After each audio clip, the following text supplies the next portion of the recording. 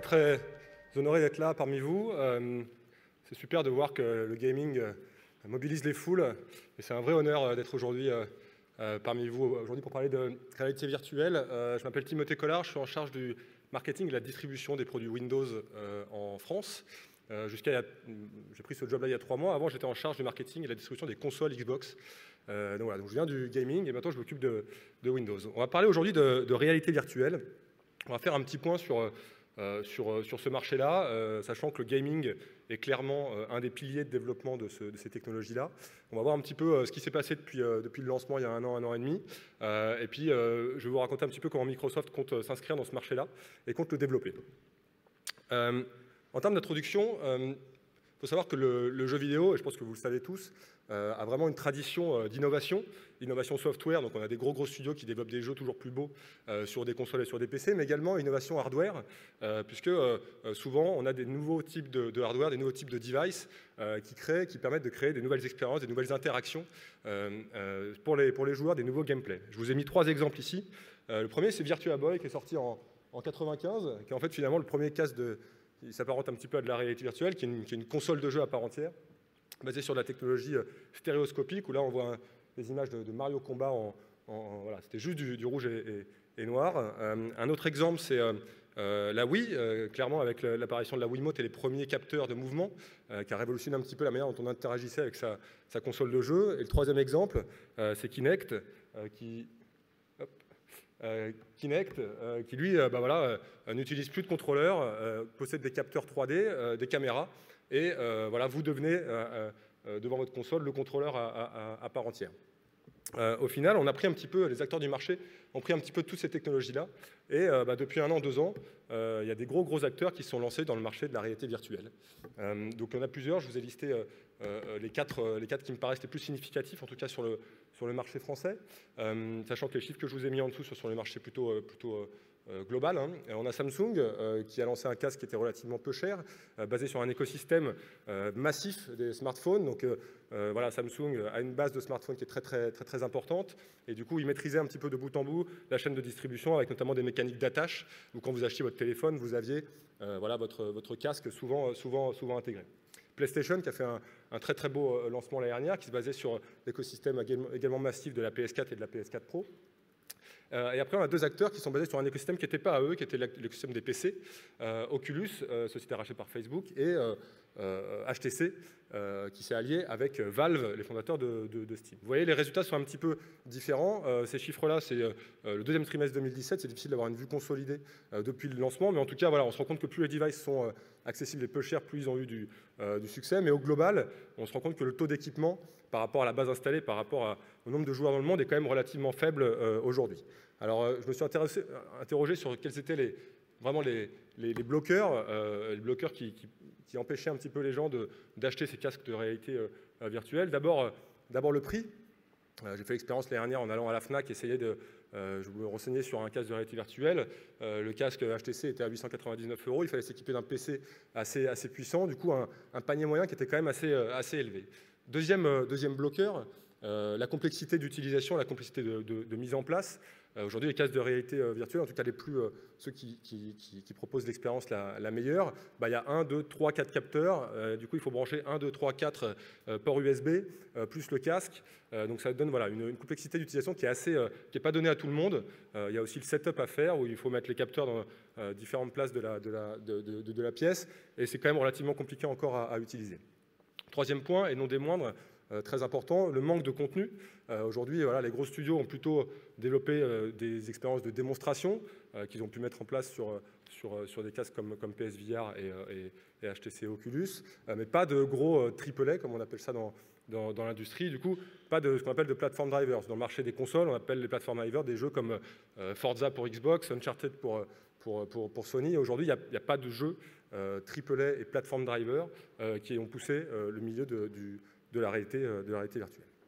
Alors nous, voilà, la question qui se pose, et on a vu dans pas mal de sites internet, et voilà, c'est est-ce que Voilà, où on est dans la VR. Est-ce qu'on va se rapprocher plutôt de ce qu'on a pu voir avec le Laserdisc? Alors, il y a pas mal d'étudiants, j'espère que vous savez ce que c'est qu'un Laserdisc, je ne suis pas trop pour un vieux.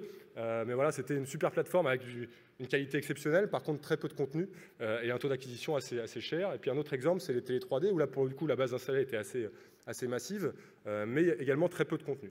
Nous, chez Microsoft, on pense qu'on n'est pas vraiment dans ce cas-là et que la réalité virtuelle est vraiment au tout début de son cycle de vie.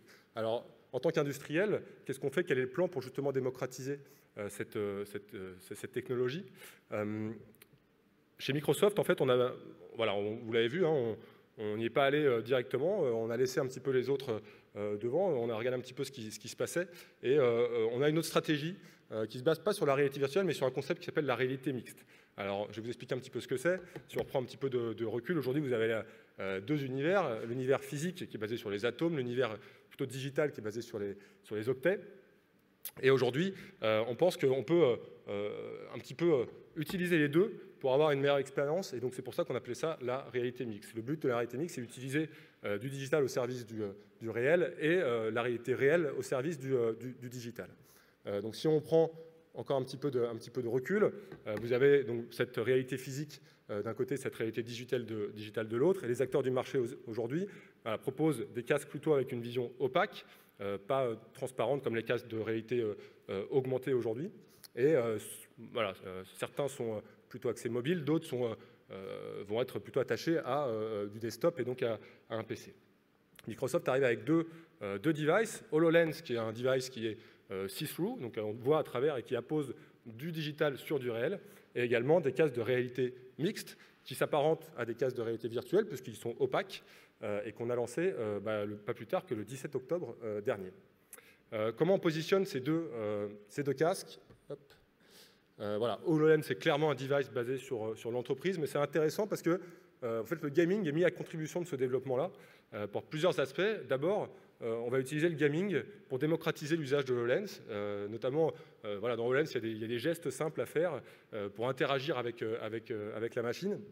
Et on utilise des jeux pour démocratiser et pour apprendre l'usage de HoloLens. C'est un petit peu le cas, voilà, c'était pour mémoire quand on a sorti Des mineurs et Solitaire il y a très longtemps, c'était pour c'est pour éduquer les gens à utiliser le clic et le drag and drop quand Windows est sorti il y a assez longtemps. Donc c'est à peu près la même démarche ici. Le deuxième point pour le marché du gaming, c'est qu'en fait, des technologies comme HoloLens nécessitent des développeurs qui ont des compétences 3D, de développement.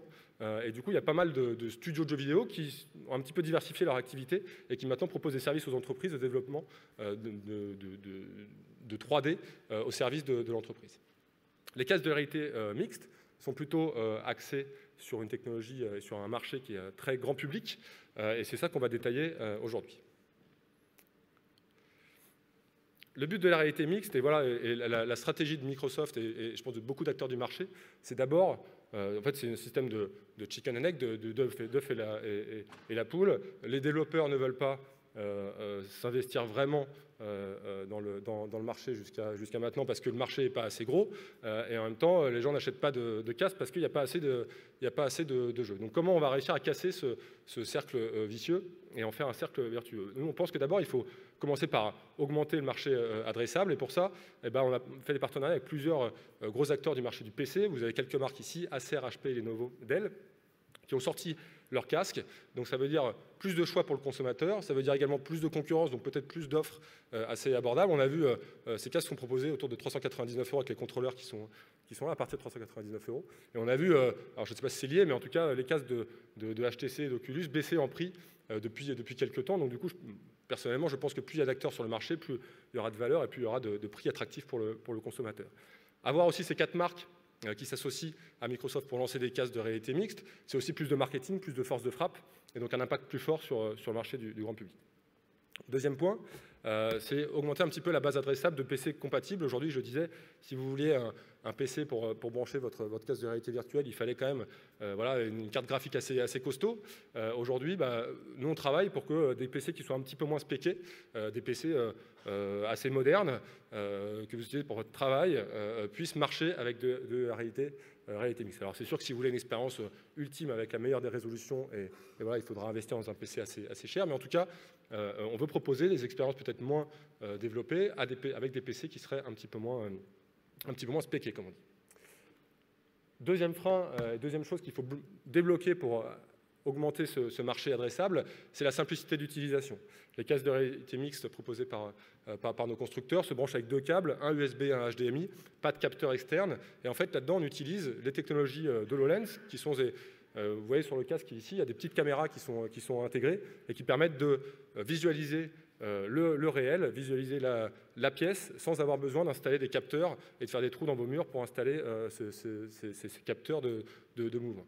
Deuxième point, grâce à cette caméra qu'on appelle Inside-Out Tracking, et ben du coup, le setup est beaucoup plus simple à faire, je vous l'ai dit, pas besoin de faire des trous dans vos murs, et ce qu'on appelle le room scale, c'est-à-dire la définition de la place nécessaire pour jouer, se fait automatiquement et se fait de manière très simple avec les caméras qui sont directement intégrées au casque. Donc ça qu'on pense que ça va être très très simple d'utilisation, et c'est très très simple d'utilisation, ça veut dire qu'une personne peut aller chez un ami, prendre juste son PC portable et son casque, et peut jouer n'importe où sur son casque de réalité mixte. On n'a pas besoin de configuration très compliquée.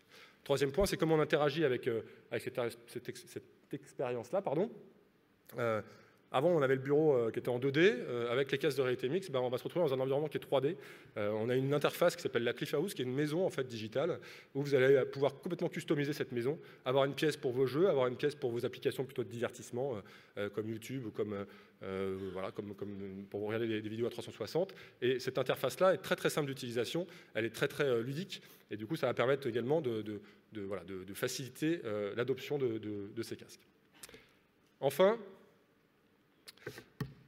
ramener plus de contenu, c'est le nerf de la guerre. Là-dessus, il faut aider les développeurs. Il faut d'abord ramener plus de contenu grâce à des développeurs indépendants. On sait que c'est ceux qui ont pris beaucoup de risques avec la réalité mixte, la réalité virtuelle, notamment avec des plateformes comme Steam. On sait que c'est beaucoup de développeurs indépendants qui ont pris ce risque-là et qui ont commencé à développer des jeux. Nous, ce qu'on veut, c'est leur faciliter un petit peu la vie. Alors déjà, ils s'appuient sur la plateforme Windows qui est assez connu et donc qui n'est pas très compliqué à appréhender que s'il développe un petit peu. Et notamment, on a fait des initiatives comme la compatibilité avec SteamVR qui a été annoncée et qui est disponible depuis hier, où en fait tous les jeux développés sur SteamVR pour Oculus et surtout pour Vive sont accessibles aux casques de réalité mixte de Microsoft. Donc le développeur n'a pas à redévelopper son jeu. Alors il y aura peut-être des petites optimisations à faire parce qu'en effet les contrôleurs n'ont pas forcément le même look and feel. Donc voilà, le développeur aura peut-être des petites optimisations à faire pour adapter tout ça. Mais en tout cas, on veut faciliter le rôle développeur pour justement augmenter le nombre de jeux et la qualité du contenu. Enfin, il faut ramener ce que je disais des plateformes sellers. Il faut que la VR ait ce que Zelda est à Nintendo, ce que Forza est à Xbox, ce que Uncharted est à PS4. Et donc, il faut ramener des grosses marques là-dessus. Comment ça a été fait, Resident Evil sur PS4, sur PSVR a très bien fonctionné, Skyrim également. Mais il faut ramener du contenu AAA, du contenu avec des grosses marques pour favoriser l'adoption également. De notre côté, Microsoft, on intègre beaucoup de studios pour développer des jeux sur Xbox et sur Windows, comme le studio 343 qui développe Halo et également Mojang qui développe Minecraft. Et donc on va mettre à disposition, on va commencer à développer des versions de jeux. Donc Minecraft est disponible en bêta sous peu et également les développeurs d'Halo ont commencé à développer une expérience pour tester un petit peu cet environnement-là. Mais donc on va ramener ces grosses marques, ces gros jeux qu'on a sur l'écosystème de la console et du PC au service de la réalité mixte. Donc voilà, pour conclure, on pense qu'il y a 3 conditions pour que ça fonctionne. Plus de choix, plus de marketing, plus de devices, plus de concurrence également. Plus de simplicité. Il faut vraiment qu'un casque de réalité mixte ou virtuelle soit installable très facilement et vraiment puisse être emmené partout chez des amis. Et voilà, le côté social est très important là-dessus. Et également plus de contenu. On pense que si ces 3 conditions sont réunies, et le marché de réalité virtuelle peut passer from core to more, donc d'un marché de niche à un marché assez mainstream. Et voilà, en tout cas, c'est moi ce que j'en pense. Je serais ravi d'avoir votre avis sur la question, peut-être après ou peut-être avec quelques questions. Je voudrais juste terminer avec une petite vidéo qui vous montre un petit peu la plateforme de réalité mixte de Microsoft. Merci.